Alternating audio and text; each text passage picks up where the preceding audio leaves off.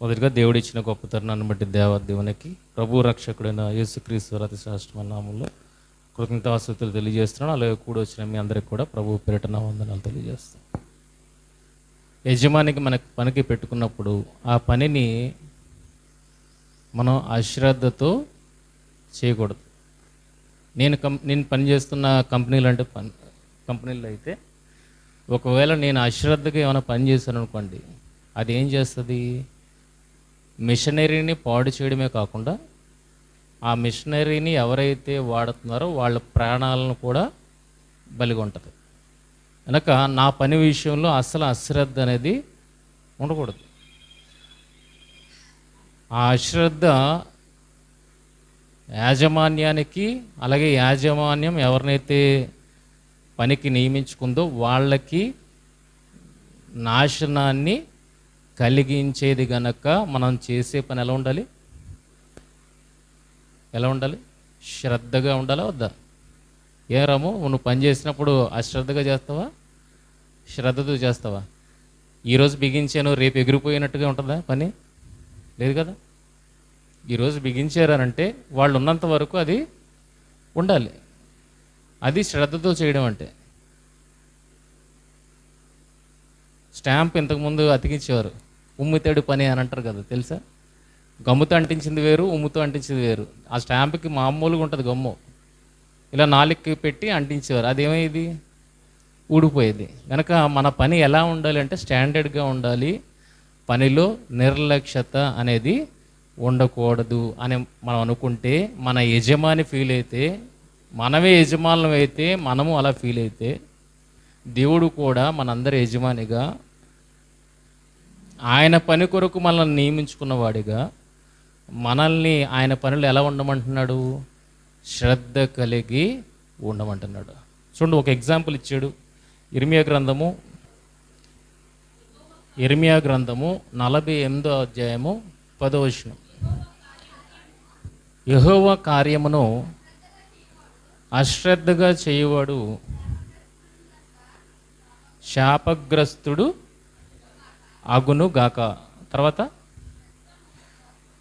రక్తము ఓడ్చకుండా ఖడ్గము దూయువాడు శాపగ్రస్తుడు అగునుగాక. అంటే ఒక అశ్రద్ధ అయిన పని చెప్తున్నాడు అక్కడ. పైన ఏం చెప్తున్నాడు? దేవుడు అశ్రద్ధను సహించడు అని చెబుతూనే కింద ఒక ఎగ్జాంపుల్ చెప్తున్నాడు. ఏంట ఎగ్జాంపుల్? అది అప్పటి కాలానికి వర్తిస్తుంది. ఏంటది అంటే, కత్తి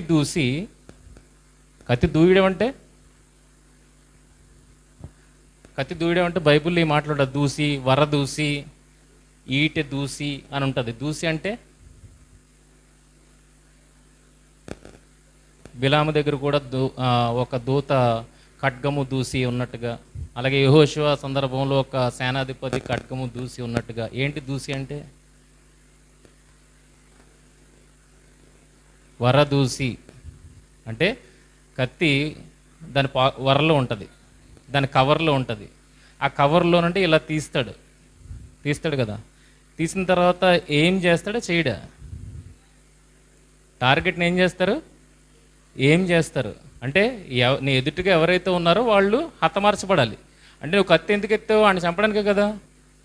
ఇది దూయడం అంటే. రక్తము ఓడ్చకుండా ఖడ్గము దూయేవాడు. కత్తి ఎత్తావు దేనికి? చంపడానికి. కానీ ఆ రక్తాన్ని చూడకుండానే నువ్వేం చేసావు? మళ్ళా కత్తి దూపేసావు. ఎందుకు దూపావు? అర్థమైందా? తీయమన్నాడంటే దేవుడు ఖచ్చితంగా తన శత్రువును హతమార్చమంటున్నాడు అన్నది అర్థం. కనుక తీసిన వాడు ఏం చేయాలి? చంపాలి. రక్తం ఓడ్చడం అంటే ఆ కత్తి ఆయన్ని తెగ నరకాలి. ఓకేనా? టార్గెట్ చేసిన తర్వాత అది ఏమవ్వాలి? కంప్లీట్ అయిపోవాలి. అది కంప్లీట్ చేయకపోతే వాడు ఏంటట? శాపగ్రస్తుడు. ఎందుకంటే వాడు అశ్రద్ధగా పనిచేశాడు. సౌలు అమాలేకులను అందరిని వెళ్ళి చంపమంటే ఏం చేశాడు? వెళ్ళాడు యుద్ధానికి, రాజును బతికించాడు, అవసరమైన వాటన్నింటినీ కత్తితో హతమార్చకుండా వెనక్కి తీసుకుని వచ్చాడు. దాన్ని ఏమన్నాడు అప్పుడు? హర్షించాడా? సౌలు చేసిన పనిని అది అశ్రద్ధ అని అన్నాడు. అశ్రద్ధకు సౌలుకి తగ్గిన ప్రతిఫలం ఏంటి? రాజ్యం పోయింది, చివరికి తన ప్రాణం కూడా పోయింది కదా. కనుక అశ్రద్ధ అనేది మన పనిలోనే కాదు, దేవుని పనిలో కూడా పని చేయకూడదు అని మాట్లాడుతూ సంఖ్యాకాండము, ఇజ్రాయేలీలు ఐగుప్తు నుండి కనానుకి ప్రయాణమైన ఆ దినాలలో చాలాసార్లు దేవుణ్ణి శోధించిన సందర్భాలు మనకు కనబడతాయి. సంఖ్యాకాండము 14వ అధ్యాయము 22వ వచనం. సంఖ్యాకాండము 14వ అధ్యాయము 22వ వచనము. నేను ఐగుప్తులోను అరణ్యములోను చేసిన సూచక క్రియలను నా మహిమను చూచిన ఈ మనుష్యులందరూ ఈ 10 మారులు నా మాట వినక నన్ను పరిశోధించిరి. కాగా వారి పితరులకు ప్రమాణపూర్వకంగా నేను ఇచ్చిన దేశమును వారు చూడరు. నన్ను అలక్ష్యము చేసిన వారిలో ఎవరునూ దానిని చూడరు. వీళ్ళకి ఇచ్చిన శాపం ఏంటి? శాపగ్రస్తుడు అగ్ను అన్నారు కదా ఇందాకలా. ఇప్పుడు ఇజ్రాయేలుకి వచ్చిన శాపం ఏంటి? దేనికోసం అయితే బయలుదేరారో దానికి వెళ్ళట్లేదు, అరణ్యములో నశిస్తున్నారు. ఎందుకు అలా నశిస్తున్నారంటే వాళ్ళ ఎదుటే దేవుడు గొప్ప కార్యాలు చేసిన తర్వాత అటువంటి గొప్ప దేవుని ఎడల వీళ్ళు ఎలా వ్యవహరించాలో అన్నది వారికి తెలియాలి. అలాంటిది వాళ్ళు ఏం చేశారు? ఆ దేవుణ్ణే అలక్ష్యము చేశారు. గనుక నన్ను అలక్ష్యము చేసిన వారిలో ఎవరునూ దానిని చూడరు. ఎవరైనా అలక్ష్యం చేస్తే, ఎవరైనా దేవుణ్ణి అశ్రద్ధ చేస్తే వాళ్ళు ఏది చూడరు? వాళ్ళు టార్గెట్కి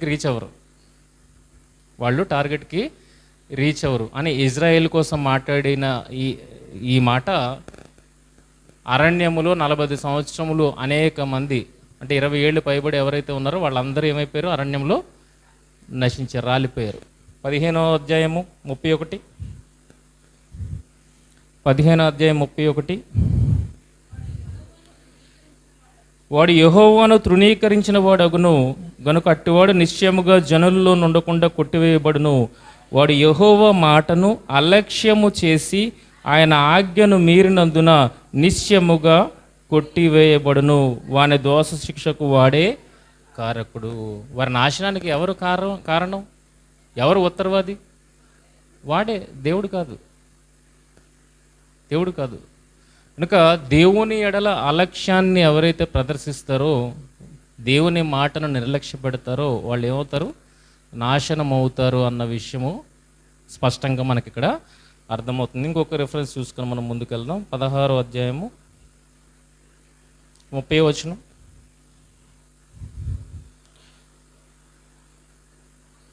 ఇక్కడ కోరాహు దాతాను సందర్భం. యెహోవా గొప్ప వింత పుట్టించుట వలన వారు ప్రాణములతో పాతాళములో కూలినట్లు భూమి తన నోరు తెరచి వారికి కలిగిన సమస్తమును మృంగివేసిన ఎడల వారు యెహోవాను అలక్ష్యము చేసిరని మీకు తెలియనను. ఎందుకు భూమి నెరవీడిచి వారందరినీ మింగేస్తుంది? అలా మింగేసిందంటే మనం ఏమర్థం చేసుకోవాలి? వారు యెహోవాను అలక్ష్యము చేశారు. చూసారా ఎలాంటి పరిణామాలు ఉన్నాయో? దేవుడైన యెహోవా పట్ల నిర్లక్ష్యముగా మనం వ్యవహరిస్తే ఎలాంటి పరిణామాలు ఉన్నాయో మనకి ఇక్కడ కనబడుతుంది, వారి జీవితాల్లో కనబడుతుంది. వాడు శాపగ్రస్తుడు అవుతాడు. కనుక ఇందాక ఒక మాట చదువుకున్నాం, ఎవరైతే నిర్లక్ష్యము చేస్తారో వారు దేన్ని చూడరు? కనాను చూడరు అని ఏదైతే అన్నాడో ఆ మాట ఎవరి ఎడల కూడా నెరవేరడం మనం చూస్తాం. ఎవరి ఎడల? మోషే అహరోనుల ఎడల కూడా ఆ మాట వర్తించినట్లుగా మనం చూస్తాం. మరి మోషే అహరోనులు ఏది నిర్లక్ష్య పెట్టారు వాళ్ళు చేరకపోవడానికి?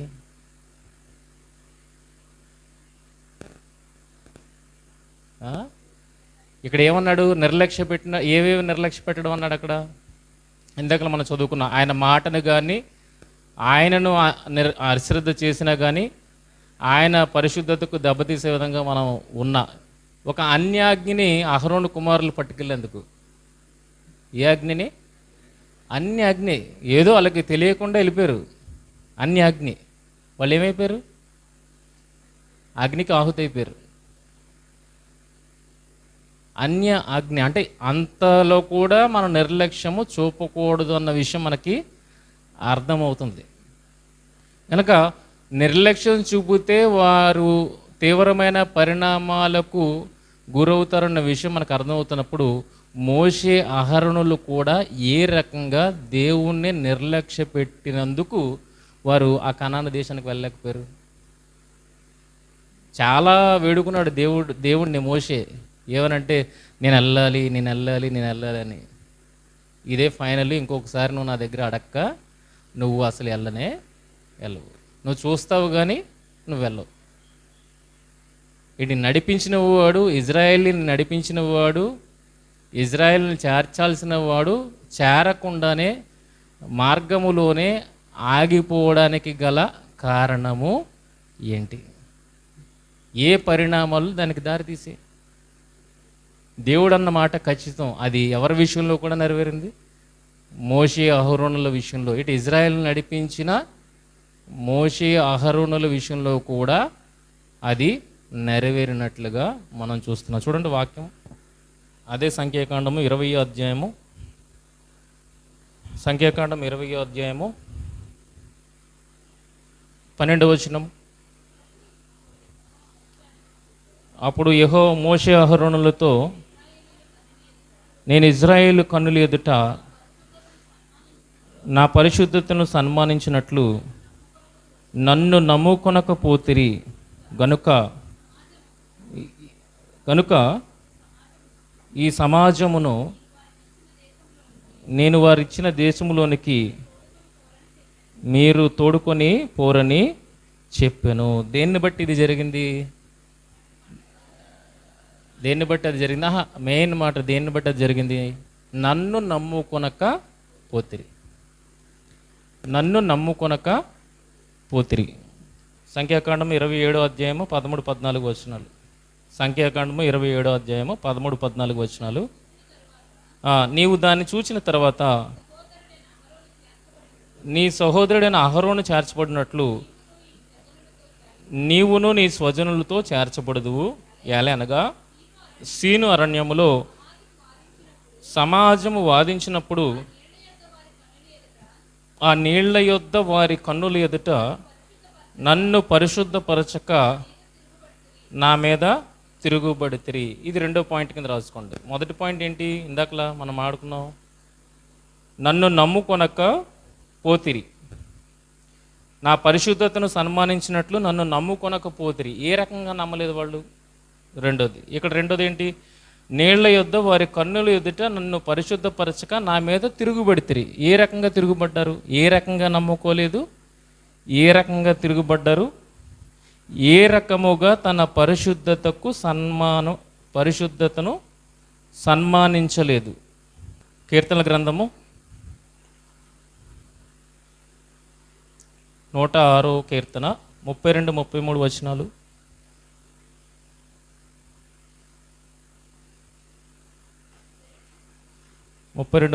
వచనాలు.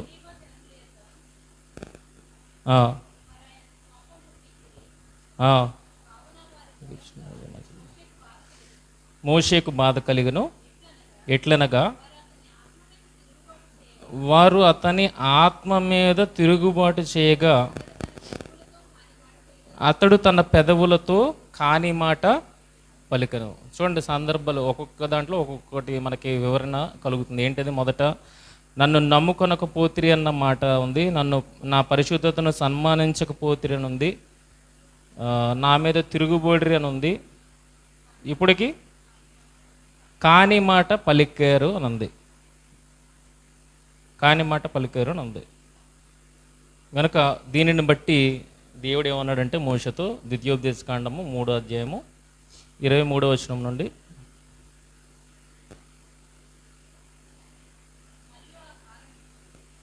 మొదటి అధ్యాయం 37 నుండి చూడండి. ఎన్నిసార్లు చెప్పుకుంటాడు అది? మొదటి అధ్యాయం 37వ వచనము.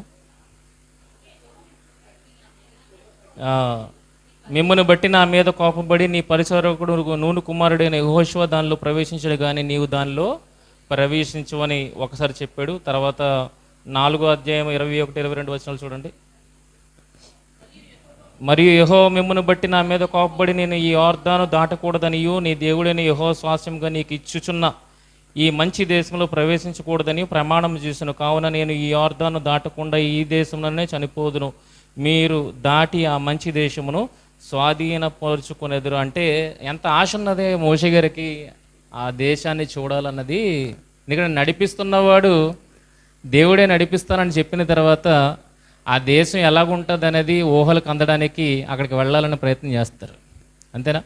మీకు ఒక కొత్త ఇల్లు ఇవ్వాలని నేను అన్నాను అనుకోండి, ఆశ కలుగుతుందా కలగదా మీకు? అది ఎలా ఉండబోతుంది ఏంటి అనేది ఉంటుందా? నేను మీకు ఇల్లు ఇవ్వాలనుకుంటున్నాను, ఇవ్వబోయే ఇల్లు ఎలా ఉంటుంది త్వరగా చూసేయాలన్న ఆశ ఏదైతే ఉంటుందో మోషే గారికి కూడా దేవుడు ఇస్తానన్న దేశం కదా, పాలు తేలు ప్రవహించే దేశం ఎలా ఉంటుందో అని ఆయన చూడడానికి ఆశపడుతున్నట్టుగా కనబడుతుంది. అందుకే మాటల్లో వ్యక్తపరుస్తున్నాడు.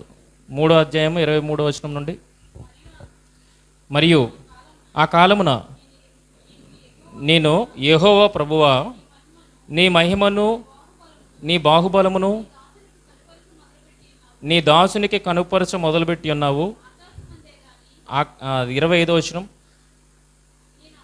నేను అద్దరికి వెళ్ళి యొర్దాను అవతలనున్న ఈ మంచి దేశమును మంచి మన్యమును ఆ లెబానోనును చూసినట్లు దయచేయమని నేను యెహోవాను బతిమాలు కొనగా. బతిమాలుకోవాల్సిన అవసరం ఏముందండి ఏంటి? మోషేని బ్రతిమలాడాడు దేవుడు ఏమని? నేను దిగొచ్చాను ఇజ్రాయెల్ని రక్షించడానికి, నువ్వు రా నాతో అని మోషేని దేవుడు ఎంత కాదన్నా బ్రతిమలాడాడు. ఇప్పుడు ఎవరిని బ్రతిమలాడుతున్నారు? మోషే గారు యెహోవాను బ్రతిమలాడుతున్నారు. అప్పుడేమొచ్చి కనాను దేశాన్ని తీసుకెళ్ళడానికి నువ్వు రా అని దేవుడు అడిగాడు. ఇప్పుడు ఆ దేశాన్ని చూస్తాను అని యెహోవాని ఎవరు బ్రతిమలాడుతున్నారు? మోషే గారు బ్రతిమలాడడం చూస్తున్నావు. ఎందుకు ఈ పరిస్థితి వచ్చింది అని అంటే దేవుని ఎడల వారు వహించిన నిర్లక్ష్య వైఖరి. ఏంటో వైఖరిని చూద్దాం. దయచేయమని నేను యెహోవాను బతిమాలు కొనగా యెహోవా మిమ్మును బట్టి నా మీద కోప్పడి నా మనవి వినకపోయెను మరియు యెహోవా నాతో ఇట్లనను చాలును. సీరియస్గా పిల్లలు మాట అడుగుతున్నప్పుడు సీరియస్గా ఎలా మాడతాం? ఇక నువ్వు అడగడం అయిపోయింది, ఇంక నేను చెప్పింది వినడమే అన్నట్టుగా దేవుడు ఇక్కడ సెలవిస్తుంది. ఇక్కడ ఇట్లనను చాలును, ఇకను ఈ సంగతిని గూర్చి నాతో మాట్లాడవద్దు అంటే ఇంకెత్తవద్దు నా దగ్గర. నీ ఛాన్సెస్ అయిపోయి, నువ్వు అడగాల్సిన ఛాన్సెస్ అయిపోయి. నేను ఒకసారి వద్దానంటే ఇంకా వద్దే, ఇంక అడగొద్దు అని అన్నాడు. ఇంతకీ అంతగా మోషే దాన్ని కోరుకోవడానికి దేవుడు వద్దనడానికి ఏం జరిగింది అన్నది చూడగలిగితే ఇది మోషేకు చిన్నదాంతో పోయింది. కనాను దేశాన్ని చూడకపోయినా ఆ పరమ కనాన్ని అయినా ఖచ్చితంగా చూస్తాడు. కానీ మోషే దగ్గర ఆ నిర్లక్ష్య వైఖరి ఈ చిన్న ఇష్యూతోనే పోయింది. ఒకవేళ వెళ్ళకపోయినా పెద్ద నష్టం లేదు, ఎందుకంటే వెళ్ళి చనిపోవడమే కదా మోషే. 120 ఏళ్ళు వెళ్ళి ఏమైనా అనుభవించాలా? కేవలం చూడాలని ఆశ అంతే, అక్కడికి వెళ్ళి చేసేది ఏం లేదు. కనుక చిన్నదాంతోనే పోయింది. ఒకవేళ నిజంగా అదే నిర్లక్ష్యం ఈరోజు దేవుని ఎడల మనం చేస్తే మనం ఏం పోగొట్టుకుంటాం? ఆయన ఆ కణాన్నే పోగొట్టుకున్నాడు, మనం ఏం పోగొట్టుకుంటాం? పరమ కణాన్ని మనము పోగొట్టుకుంటాం. కనుక మోషే గారు ఏ నిర్లక్ష్యం వహించారు, ఎంత నిర్లక్ష్యం అది అనేది చూడగలిగితే, దానికి దేవుడు అంత సీరియస్గా ఎందుకు వెళ్ళనీయలేదని చూడగలిగితే, ఏ సందర్భం అయితే ఉందో అదే దాన్ని చదువుదాం. 20వ అధ్యాయం, సంఖ్యాకాండం 20వ అధ్యాయము. ఇందాకలో 3 విషయాలు రాసుకున్నారు. ఏంటో విషయాలు?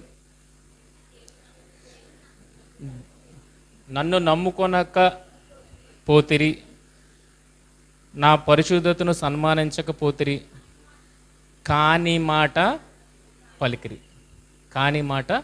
పలికిరి. ఈ మూడింటిని దృష్టిలో పెట్టుకొని ఇప్పుడు చదవండి. ఈ మూడింటిని దృష్టిలో పెట్టుకొని ఇప్పుడు చదువుదాం మనం. 20వ అధ్యాయము మొదటి వచనం నుండి నేను చదువుతున్నాను.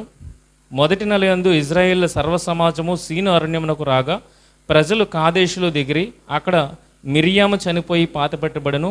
ఆ సమాజమునకు నీళ్లు లేకపోయినందున వారు మోషే అహరోనులకు విరోధముగా పోగేరి జనులు మోషేతో వాదించుచు, అయ్యో, మా సహోదరులు యెహోవా ఎదుట చనిపోయినప్పుడు మేమును చనిపోయిన ఎడల ఎంత మేలు. అయితే మేమును మా పశువులను ఇక్కడ చనిపోనట్లు ఈ అరణ్యంలోనికి యెహోవా సమాజమును మీరేలా తెచ్చితిరి?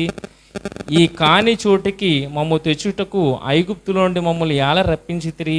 ఈ స్థలములో గింజలు లేవు, అంజూరులు లేవు, ద్రాక్షలు లేవు, దానిమ్మలు లేవు, త్రాగుటకు నీళ్ళే లేవనిరి.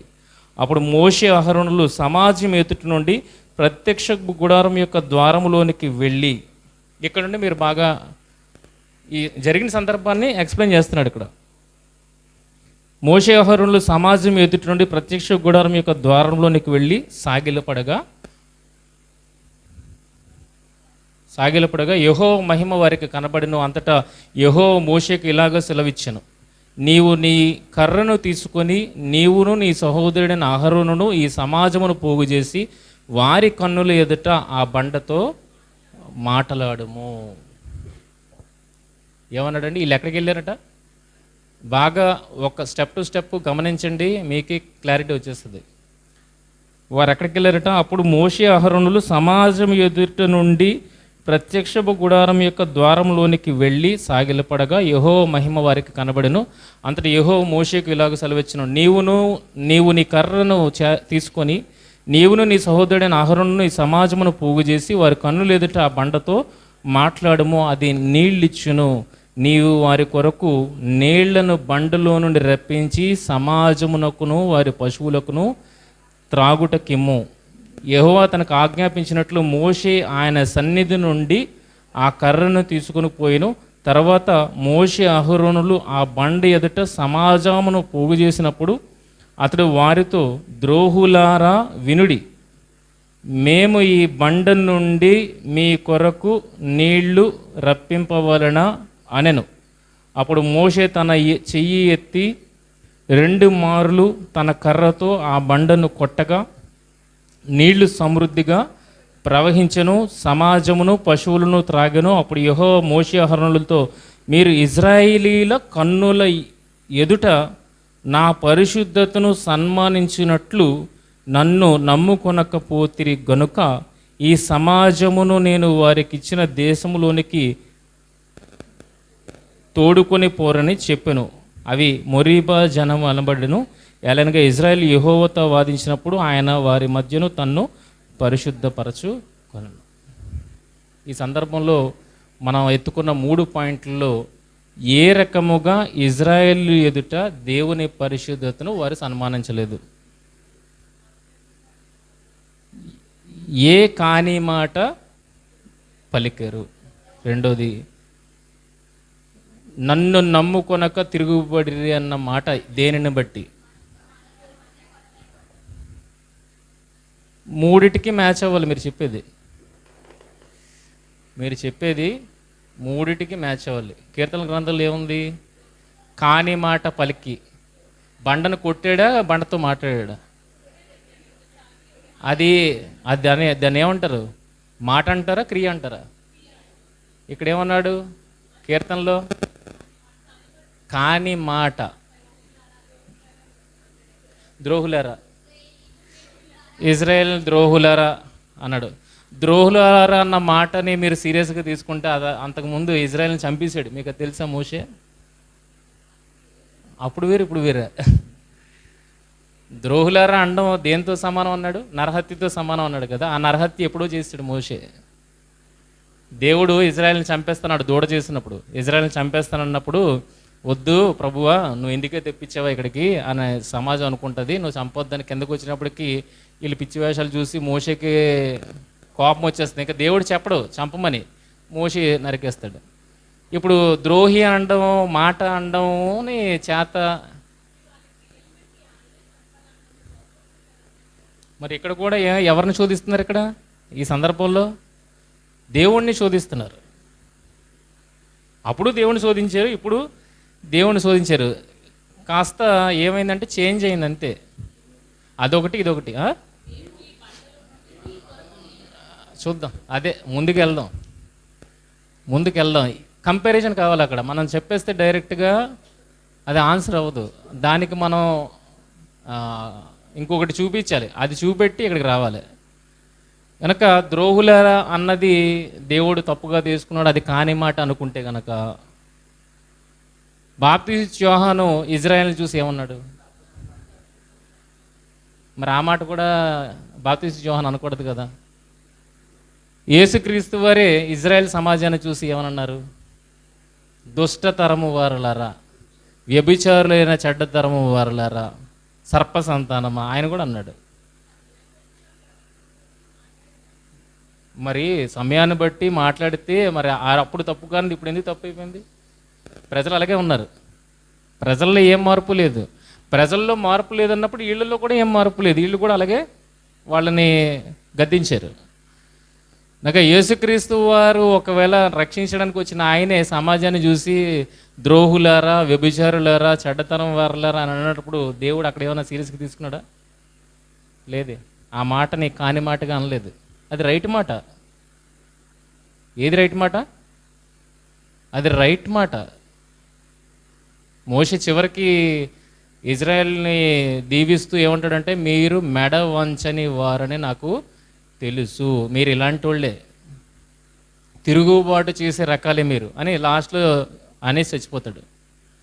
అనగా ఇది కాని మాట అవదు. అది ఎలాగా?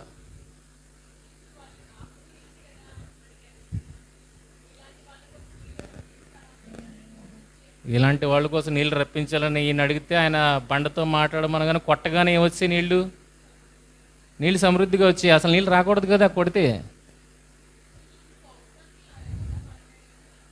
అది ఆలోచిద్దాం, మనం ఆలోచిద్దాం. ఇప్పుడు 3 మాటలకి మనం ఇచ్చే ఆన్సర్ సరిపోవాలి. కాని మాట అన్నది బండతో కొట్టడం కాదు. ద్రోహులరా అనడం అనేది అది రైట్ మాటే. నేను చెప్తాను, అది చెప్తాను, ముందుకెళ్తాను.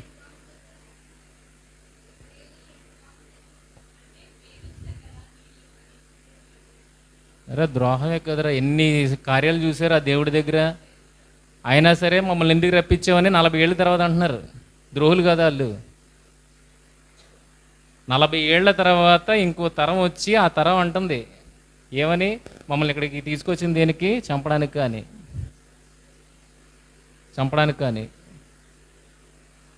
ద్రోహులు కదా. ఇప్పుడు దీన్ని ఆలోచించాలి. ఎలా ఆలోచిద్దాం?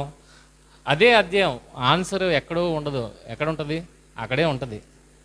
మన కళ్ళు అక్కడికి వెళ్ళవు అంతే. ఇక్కడ చూడగలిగితే 6వ వచనం చూడండి. అప్పుడు మోషే అహరోనులు సమాజం ఎదుటి నుండి ప్రత్యక్షపు గుడారం యొక్క ద్వారంలోనికి వెళ్ళి, జనాలు రీచ్ అవ్వలేదు. ఎక్కడికి? సమాజం ఎక్కడో ఉంది, అందులో నుండి వీళ్ళు సమాజంతో మాట్లాడి వీళ్ళు ఎక్కడికి వచ్చారు? ప్రత్యక్షపు గుడారము దగ్గరికి మోషే అహరోనులు మాత్రమే వచ్చారు. సమాజం దూరంగా ఉంది, వీళ్ళు ఇక్కడికి వచ్చారు. ఇప్పుడు దేవుడు ఎవరితో మాట్లాడుతున్నాడు? మోషే అహరోనులతో. ఇప్పుడు మోషే అహరోనులతో మాట్లాడింది సమాజం విన్నదా? దూరంగా ఉన్నారు కదా. మన ఆలోచిస్తున్నప్పుడు అక్కడ మనం దాన్ని విజువలైజ్ చేసుకోవాలి, పిక్చర్ని ఊహించుకోవాలి. సమాజం వేరుగా ఉంది, వీళ్ళు ప్రత్యక్ష గుడారం వేరే దగ్గర ఉంది. సమాజంతో మాట్లాడి వీళ్ళు ప్రత్యక్ష గుడారం దగ్గరికి వెళ్ళిపోయారు. వెళ్ళిన తర్వాత దేవుడు మోషే అహరోనులతో మాట్లాడుతున్నాడు. ఏ కర్ర అయితే నువ్వు నదిని కొట్టావో ఆ కర్రను తీసుకొని వాళ్ళ ఎదుటకి వెళ్ళి చూడండి, ఒక ప్రొసీజర్ని దేవుడు రిపీట్ చేస్తున్నట్టుగా ఉంది. ఇక్కడ ఒక ప్రొసీజర్ని దేవుడు మోషే చేత రిపీట్ చేయిస్తున్నట్టుగా ఉంది. ఎలా చెప్తున్నాడంటే, కర్ర పట్టుకో. ఏ కర్ర? నువ్వు నీళ్లను కొట్టిన కర్ర ఉంది కదా, ఆ కర్రను పట్టుకో. తర్వాత ఏమన్నాడు? నీవును నీ సహోదరుడైన అహరోను ఈ సమాజమును పోగు చేయు. ఇది సేమ్ ప్యాటర్న్ ఎప్పుడంటే ఇంతకు ముందు కూడా నీళ్ల కోసం వారు గొడవ చేసినప్పుడు అక్కడ కూడా సేమ్ ఇదే చెప్తాడు దేవుడు. నువ్వు కర్ర తీసుకో, నేను బండ ఎదుటిగా నించుంటాను, నువ్వు వెళ్ళి ఆ బండని 2 మార్లు కొట్టు, అప్పుడు ఆ బండ నీళ్ళు ఇస్తుంది. సేమ్ కర్ర, సేమ్గా సమాజాన్ని నించోబెట్టు, నేను ఎదురుగా ఉంటాను, ఆ బండను నువ్వు కొట్టు అని ఆ రోజు ఏదైతే అన్నాడో సేమ్ ప్యాటర్న్ని రిపీట్ చేస్తున్నాడు. రిపీట్ చేస్తూ చిన్న మాట మార్చాడు దేవుడు. ఆ రోజు ఏమన్నాడు? 2 మార్లు బండని కొట్టమన్నాడు. ఇక్కడ సేమ్ ప్యాటర్న్ చెబుతూ ఏమన్నాడు? ఒక్క లాస్ట్ మాట మార్చాడు. ఏమన్నాడు చూడండి, కన్నులు ఎదుట ఆ బండతో మాట్లాడము, అది నీళ్ళిచ్చును, నీవు వారి కొరకు నీళ్లను బండలో నుండి రప్పించి సమాజమునకు వారి పశువులకు త్రాగనిమ్ము. ఈ మాటలు ఎవరితో మాట్లాడారు తెలుసా? ఇజ్రాయెల్ సమాజానికి తెలీదు, కేవలం వీళ్ళకి మాత్రమే తెలుసు. ఇప్పుడు వీళ్ళు యెహోవా సన్నిధి నుండి బయటికి వెళ్ళి దేవుడు ఏం చేయమన్నాడో ఆ కార్యాన్ని చేశారు. ఏం చేశారు చూడండి, యెహోవా అతనికి ఆజ్ఞాపించినట్లు మోషే ఆయన సన్నిధి నుండి ఆ కర్రను తీసుకొని పోయాను. తర్వాత మోషే అహరోనులు ఆ బండ ఎదుట సమాజమును పోగు చేసినప్పుడు, ఇప్పుడు వాళ్ళు ఎక్కడికి వెళ్ళారు? సమాజం మధ్యకి వెళ్ళారు, బండ దగ్గరికి వెళ్ళారు, బండ దగ్గరికి వెళ్ళారు. ఆ బండ ఎదుట సమాజమును పోగు చేసినప్పుడు అతడు వారితో, ద్రోహులారా వినుడి, మేము ఈ బండలో నుండి మీ కొరకు నీళ్లు రప్పింపవలన అనెను.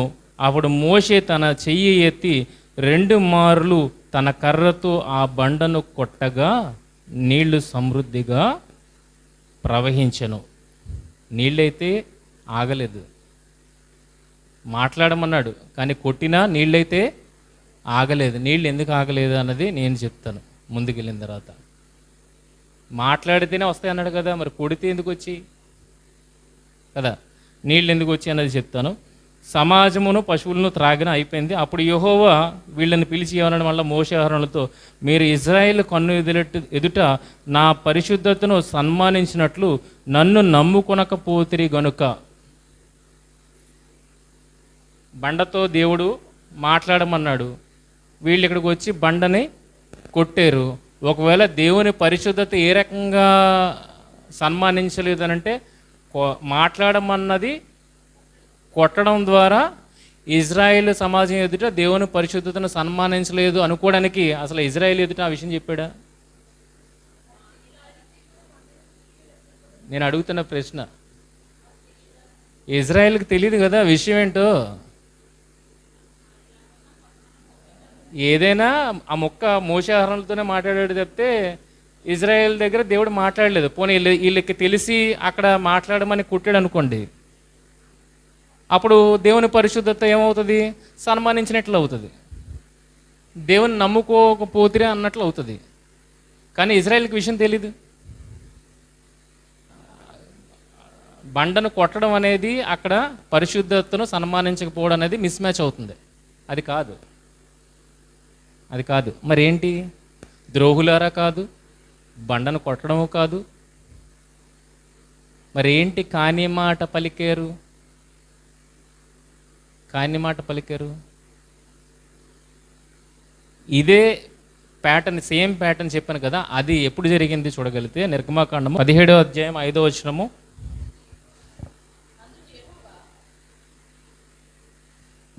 అందుకు యెహోవా, నీవు ఇజ్రాయేల్ పెద్దల్లో కొందరిని తీసుకొని ప్రజలకు ముందుగా పొమ్ము. చూడండి, సేమ్ చెప్తున్నాడు ఇక్కడ. ఇది మొదటిసారి జరిగింది. మొదటిసారి అంటే మొదటి తరం ప్రజల దగ్గర జరిగింది ఇది. అది 2వ తరం ప్రజల దగ్గర జరుగుతుంది. రెండిటి సార్లు సేమ్ ఉపయోగిస్తున్నాడు మాటలు, వర్డ్ టు వర్డ్, ఏం తేడా లేదు. ఏమన్నాడు? నీవు నదిని కొట్టిన చేత పట్టుకుని పొమ్ము, ఇదిగో అక్కడ హోరేబులోని బండ మీద నేను నీకు ఎదురుగా నిలిచెదను. నీవు ఆ బండను కొట్టగా ప్రజలు త్రాగుటకు దానిలో నుండి నీళ్లు బయలుదేరనని మోషేతో సెలవేయగా, మోషే ఇజ్రాయేల్ పెద్దల కన్నులు ఎదుట అట్లు చేసెను. అప్పుడు ఇజ్రాయేల్ చేసిన వాదమును బట్టి యెహోవా మన మధ్య ఉన్నాడో లేడో అని వారు యెహోవాను శోధించుటను బట్టి అతడు ఆ చోటికి మస్సా అని మెరీబా అని పేరు పెట్టాను. సేమ్ జరుగుతుంది కదా. సంఖ్యాకాండం 20ని నిర్గమకాండము 17 రెండు సేమే. కానీ నిర్గమకాండం 17 అధ్యాయంలో మోషే ఒక మాటను పలికాడు. ఆ మాట ఎక్కడ లేదు? ఆ మాట సంఖ్యాకాండములో లేదు. ఇది కాని మాట. ఇక్కడ ఏదైతే ఉందో అక్కడ ఏదైతే లేదో దాన్ని బట్టి మీకే అర్థమైపోవాలి కాని మాట ఏంటన్నమాట. నిర్గమ 17:2 చూడండి. నిర్గమ 17:2.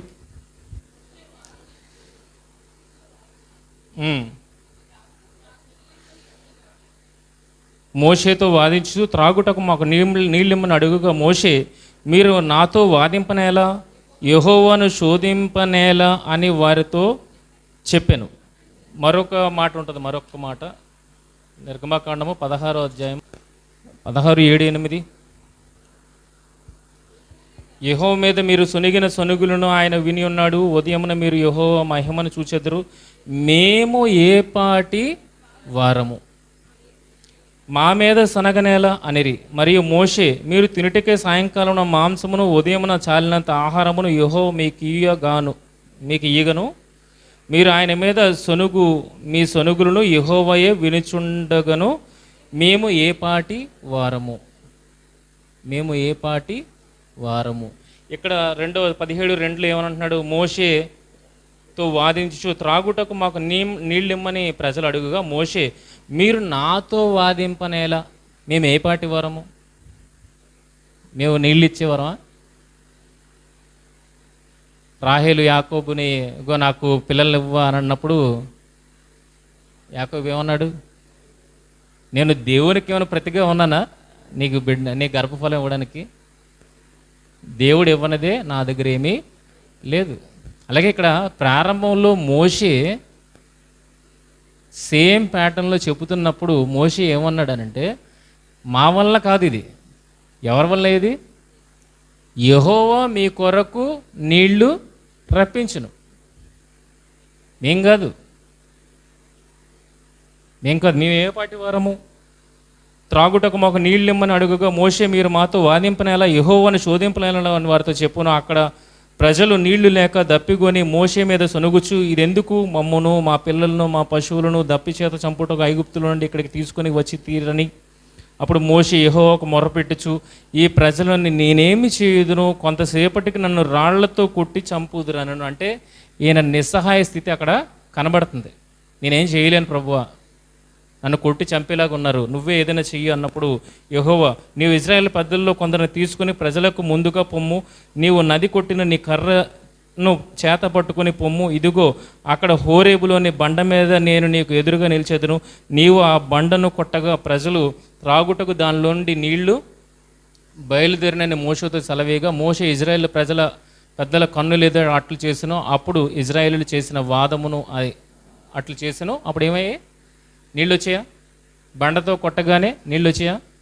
ఇప్పుడు సంఖ్యాకాండం 20లో ఏముంది? సంఖ్యాకాండం 20లో ఏముంది చూడండి. 20లో మళ్ళీ పైనుండి చదువుతాం. 8. నీవు నీ కర్రను తీసుకొని నీవుని నీ సహోదరుడైన అహరోనును ఈ సమాజమును పోగు చేసి వారి కన్నులేదుట ఆ బండతో మాటలాడము. మిగిలినవన్నీ ఒకటే, కానీ ఒక్కటే చేంజ్ అయింది. ఏంటి?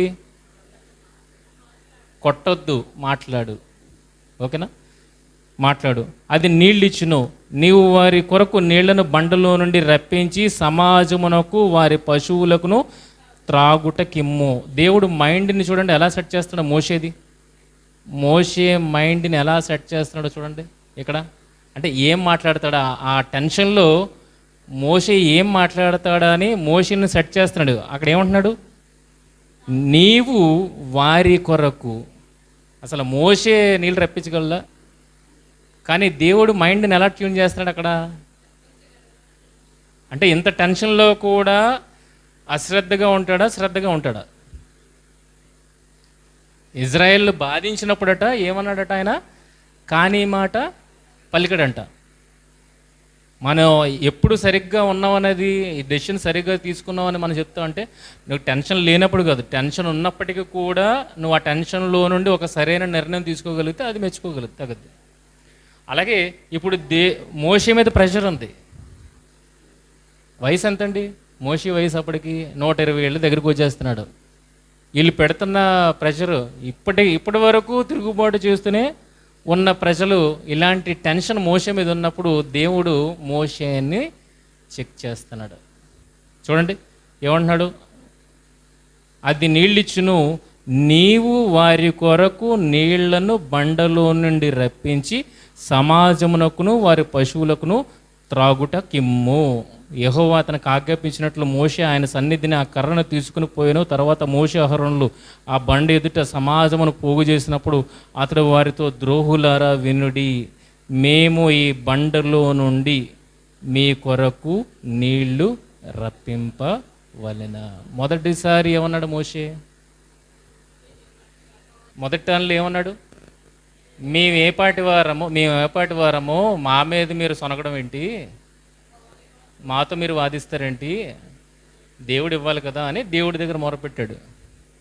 అంటే ఎవరిని మహింపరిచాడు? ఇజ్రాయెల్ సమాజం ఎదుట దేవుణ్ణి మహింపరిచాడు. ఇప్పుడు ఏ మాట మాట్లాడుతున్నాడు చూడండి, ద్రోహులారా మేము ఈ బండలో నుండి మీ కొరకు నీళ్లు రప్పింపవలెనా. ఏ మాట రావాలి ఇక్కడ? ఏ మాట రావాలి? యెహోవా మీ కొరకు నీళ్లు రప్పింపలేడా అని చెప్పి దాంతో మాట్లాడాలి. కానీ మాట్లాడకుండా కొట్టాడు. కానీ దానికన్నా ముందు ఏమన్నాడు?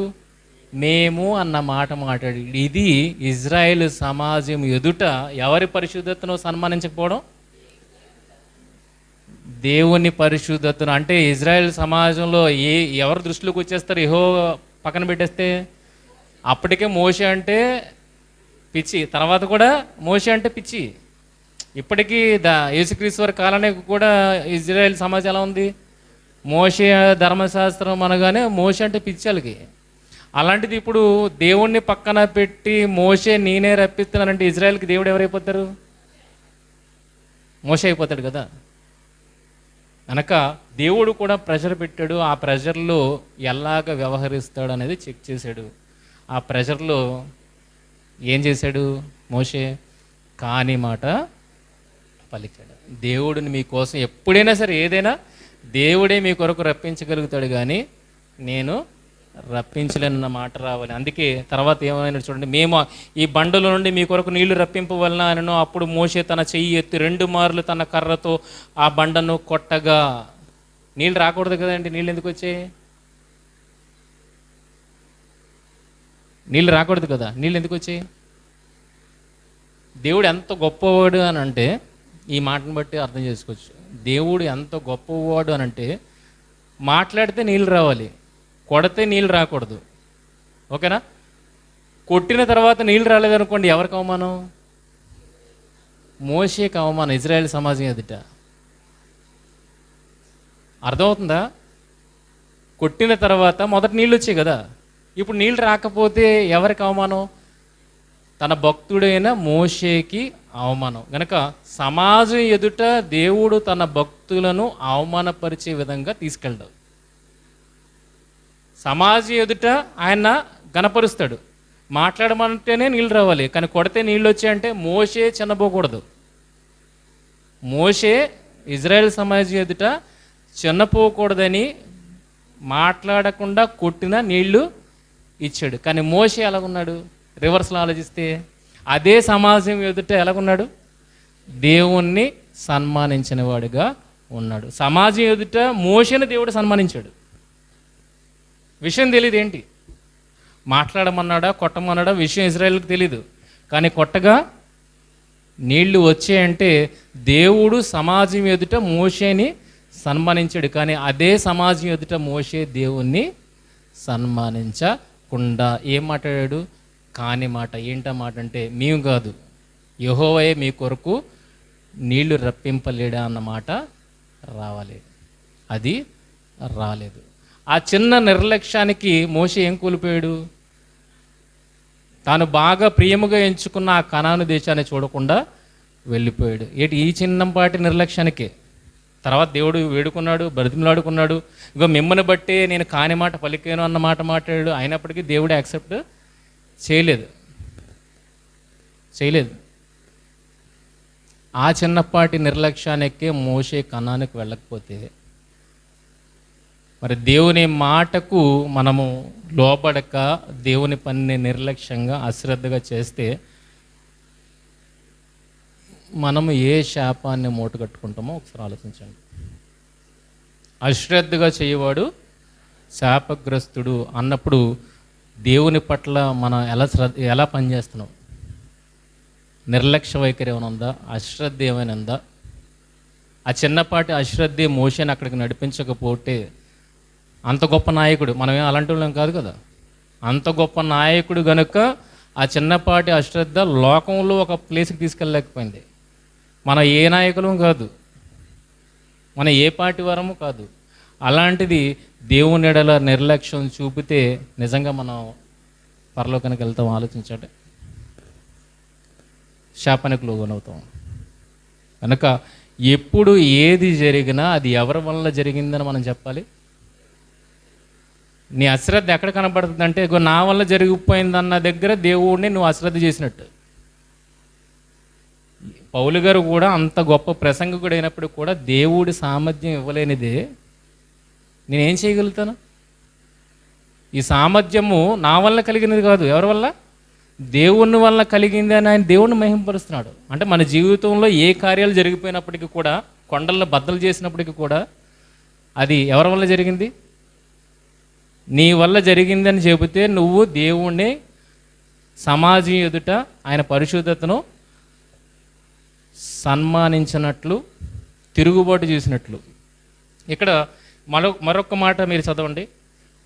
మేము ఈ బండలో నుండి మీ కొరకు నీళ్లు రప్పింపవలనను. అప్పుడు మోషే తన చెయ్యి ఎత్తి 2 మార్లు ఆ కర్రతో ఆ బండను కొట్టగా నీళ్లు సమృద్ధిగా ప్రవహించను, సమాజమును పశువులు తాగను. అప్పుడు యెహోవా మోషే అహరోనులతో, మీరు ఇజ్రాయేల్ ఎదుట నా పరిశుద్ధతను సన్మానించినట్లు నన్ను నమ్ముకొనకపోతిరి. అంటే ఎవరు నమ్ముకున్నారు? ఆన్సర్ అక్కడే ఉందని చెప్పాను కదా. నన్ను నమ్మకొనకపోతిరి అంటే ఎవరు నమ్ముకున్నారు? వాళ్ళు తమ్మును తాము నమ్ముకున్నారు. ఆన్సర్ ఎక్కడ ఉంది?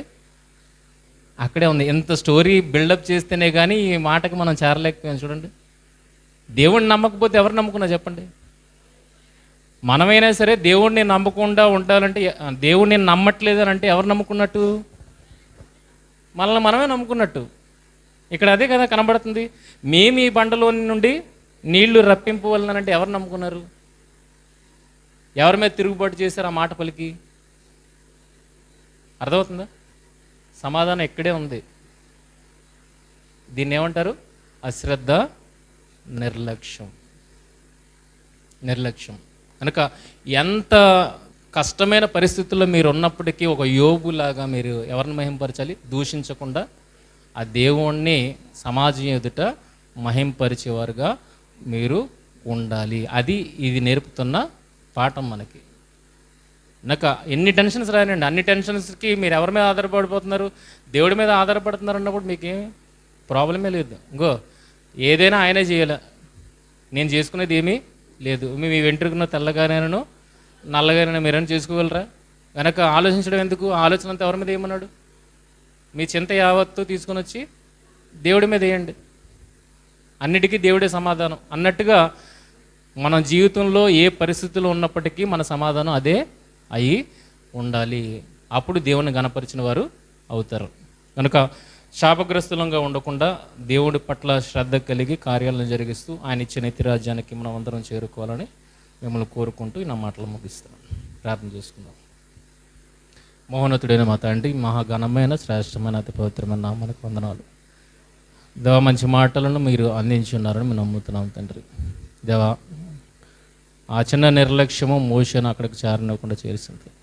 మరి మాది పరిస్థితి ఎలా ఉన్నదనేది మాకు మేము పరిశీలించుకోవాల్సిన వారముగా ఉన్నాం తండ్రి. దేవా, నిర్లక్ష్య వైఖరిని వీడి శ్రద్ధతో మీ కార్యాలను చేపట్టే వారముగా మేమందరం ఉండేటట్లుగా మీ వాక్యము మాలో ఫలింపజేయమని మిమ్మల్ని ప్రార్థిస్తూ, చిన్నపిల్లలు మొదలుకొని పెద్దల వరకు మరి వాక్యాన్ని వినేటట్టుగా వాక్య ప్రకారమైన జీవితాన్ని వారు కలిగి ఎదుగుటకు, వృద్ధి చెందుటకు సహాయం దయచేయమని మహిమగంత ప్రభావాలు మీకు ఆరోపిస్తూ ప్రభువైన యేసుక్రీస్తు వారి అతి శ్రేష్టమైన నామంలో ఈ ప్రార్థన మనవులు అడిగి వేడుకుంటున్నాం మా తండ్రి. ఆమేన్. అందరికీ వందనాలు.